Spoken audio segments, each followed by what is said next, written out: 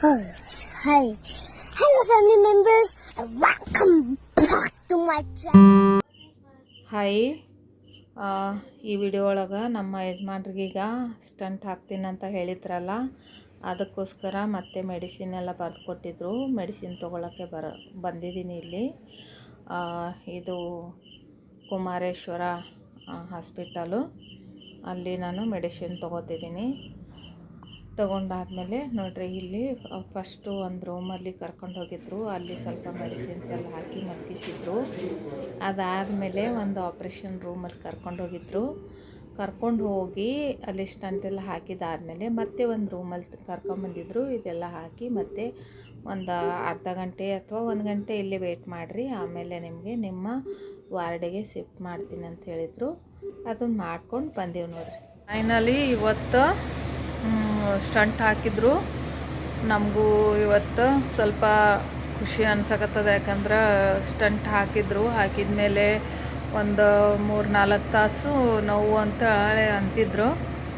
ಅದಾದಮೇಲೆ ಈಗ ಆರಾಮದಾರೆ.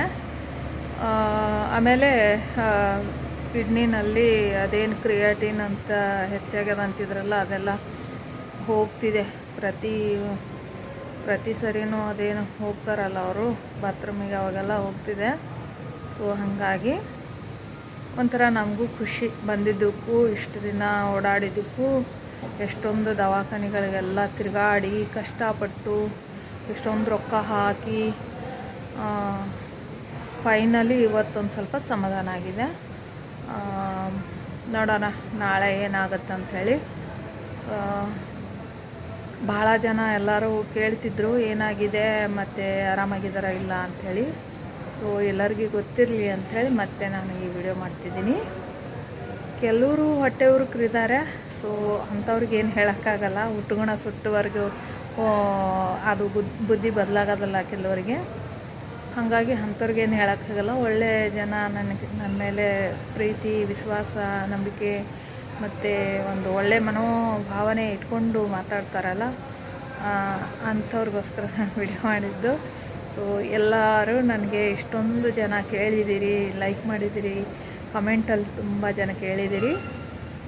ಎಲ್ಲರಿಗೂ ಗೊತ್ತಿರಲಿ ಅಂತ ವಿಡಿಯೋ ಮಾಡಿದ್ದೀನಿ. ಇವತ್ತು ಬೆಳಗ್ಗೆ 2 ಕಿಡ್ನಿಗಳಲ್ಲಿ ಸ್ಟಂಟ್ಗಳು ಹಾಕಿದ್ದಾರೆ. ಸೊ ಈಗ ಆರಾಮಾಗಿದ್ದಾರೆ. ಅಲ್ಲಿ ಹೆಚ್ಚಿನ ಮಾಹಿತಿಗಾಗಿ ನಾನು ಯೂಟ್ಯೂಬ್ನಲ್ಲಿ ಹಾಕ್ತೀನಿ. ಈಗ ನಾನು ಕಂಟಿನ್ಯೂ ಎಲ್ಲ ಅಪ್ಡೇಟು ಹಾಕಿಲ್ಲ, ಯಾಕಂದರೆ ಪದೇ ಮೆಡಿಸಿನ್ ಬರೆದು ಕೊಡ್ತಾರೆ. ಅಲ್ಲಿ ಹಾಸ್ಪಿಟ್ಲಲ್ಲಿ ಅವ್ರ ಹತ್ರ ಹೋಗಬೇಕು, ಆ ಥರ ಎಲ್ಲ ಇರುತ್ತಲ್ಲ. ಸೊ ಹಾಗಾಗಿ ಎಲ್ಲ ಅಪ್ಡೇಟು ಮಾಡಬೇಕು ಅಂತ ಇದೆ, ಯಾಕಂದರೆ ಇರುತ್ತಲ್ಲ. Okay, thank you. ಮತ್ತೆ ಭೇಟಿ ಆಗೋಣ ಮುಂದಿನ ವಿಡಿಯೋದಲ್ಲಿ.